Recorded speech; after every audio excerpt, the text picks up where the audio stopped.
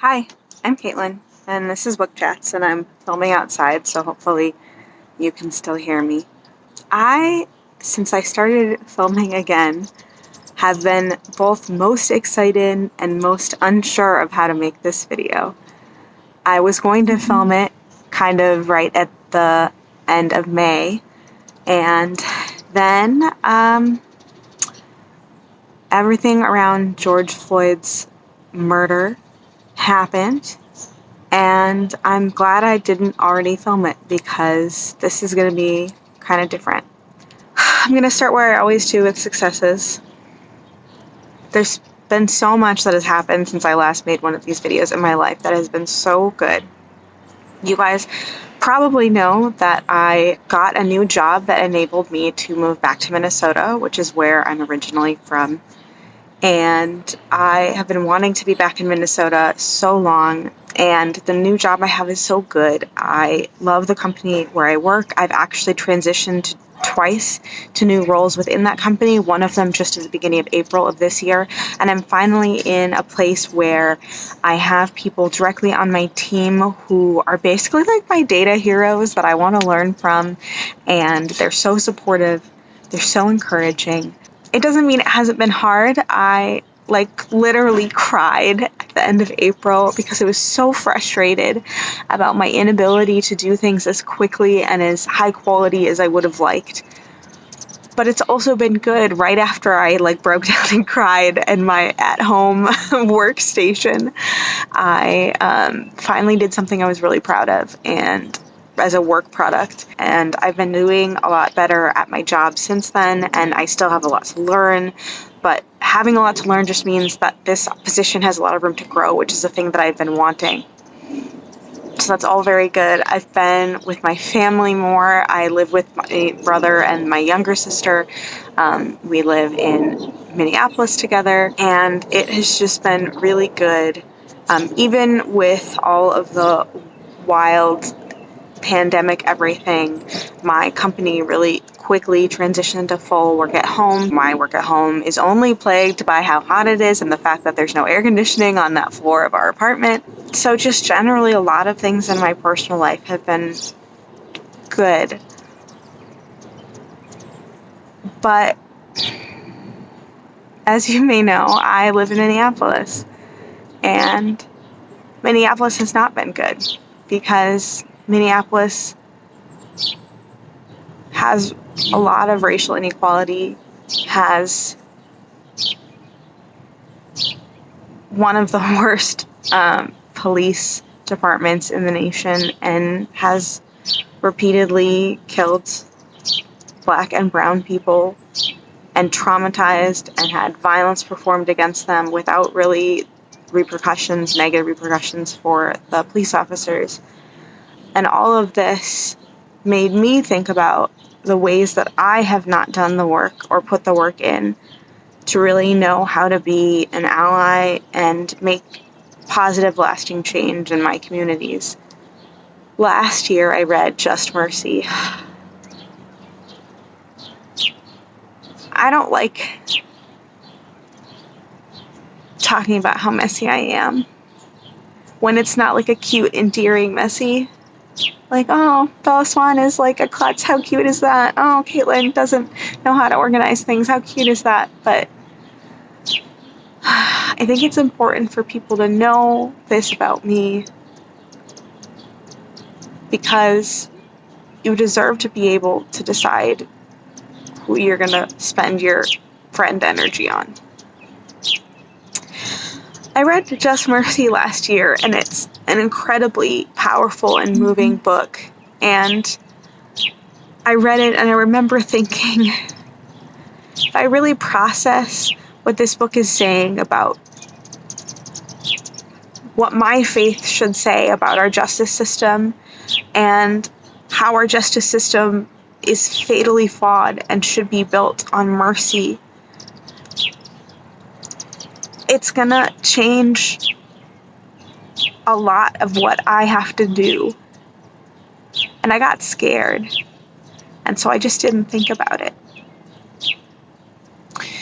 There have been protests going on for more than a week in my backyard, more or less. Not my literal backyard. I'm kind of in my backyard. I mean, I'm on my deck above my backyard. But within spitting distance, within a mile, I live about a mile away from Precinct 5 and about 3.5 to 4 miles away from the 3rd Precinct. I live in the white people who don't have to worry about that part of town because despite previously being less segregated, Minneapolis and St. Paul are not doing great. And I haven't put in the time to get to know. I haven't been to any protests because I have seen the violence that these protests have received from the state police and the National Guard and MPD, and I don't know how to respond to that, and I feel like I could only be a harm to the cause by reacting in a way that I'm not, like, I don't have good training for how to resist or respond, and I haven't done the work, and I haven't put in the time, and I haven't connected to activists here.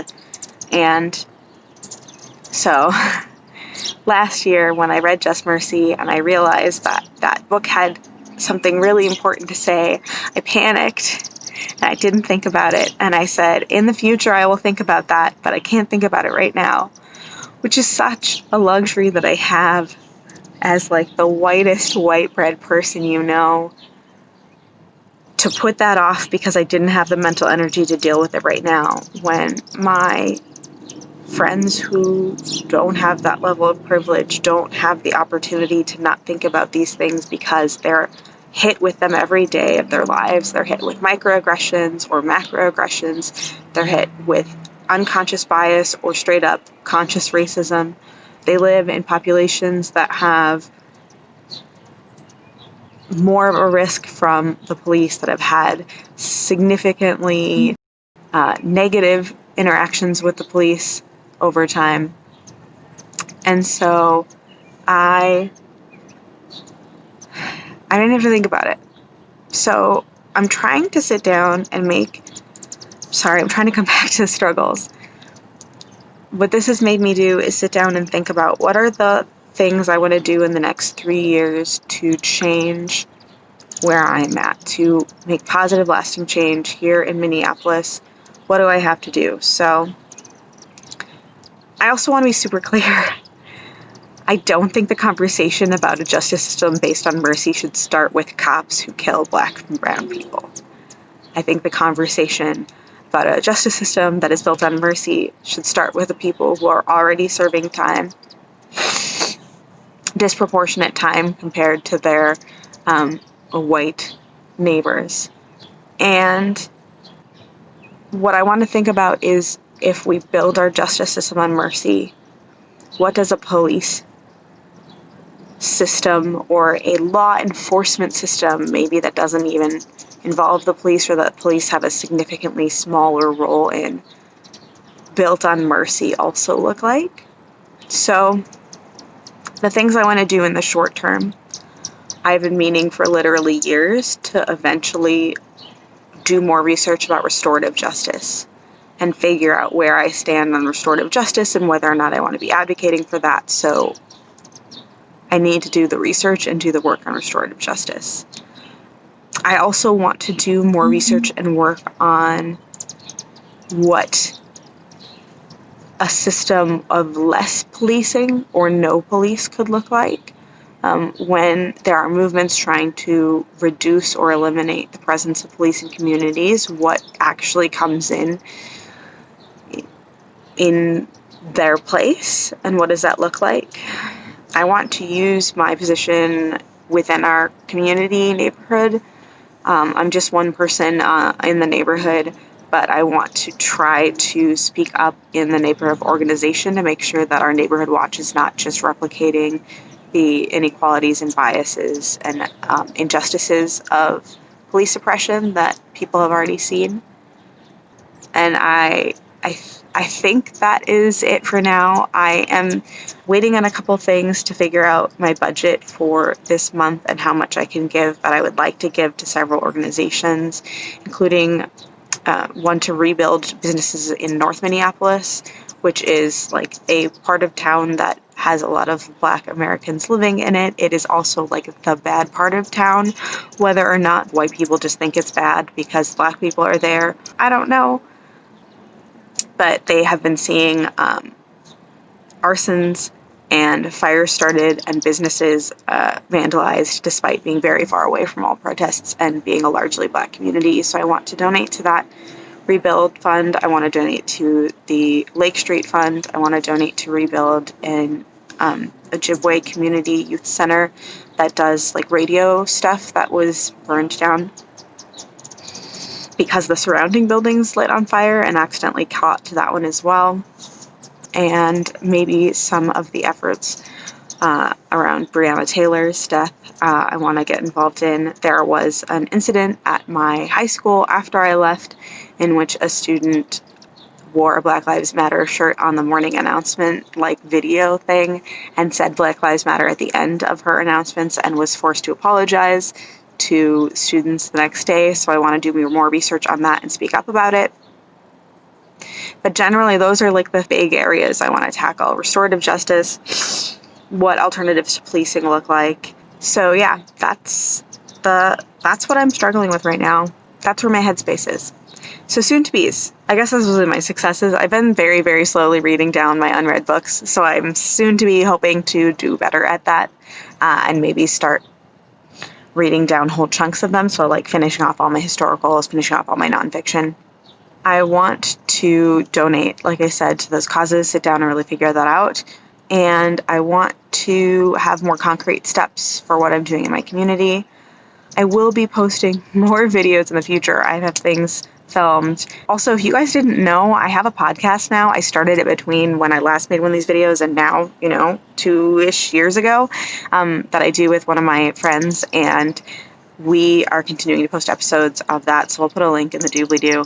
It is not related to books really at all, but that, and I am hoping to read more books by Black and brown authors and more books about injustices and inequalities in our society. I did a big revamp and reordered my to-read list on Goodreads to put them closer to the top so that I reach them more easily.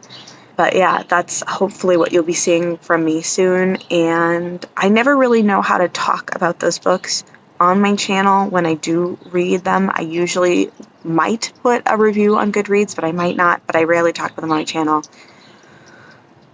because I really feel underqualified often to comment specifically and to review them in detail. But I will try to be more open about what I'm reading and to talk about what I'm reading so that it's clear and so you guys can get ideas. I don't think I'm the great place to get resources. I think there are a lot of other booktubers who do great work around that and have good lists that they've put out. I'm going to link to some of those down below, but that's what you can expect to see from me on this channel. Videos will probably still be very infrequent and random and a mess because I don't know if I'll ever actually do the work to get better at making these.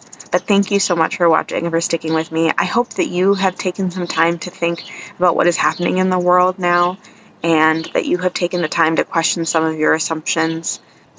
And yeah, thanks for watching. Bye.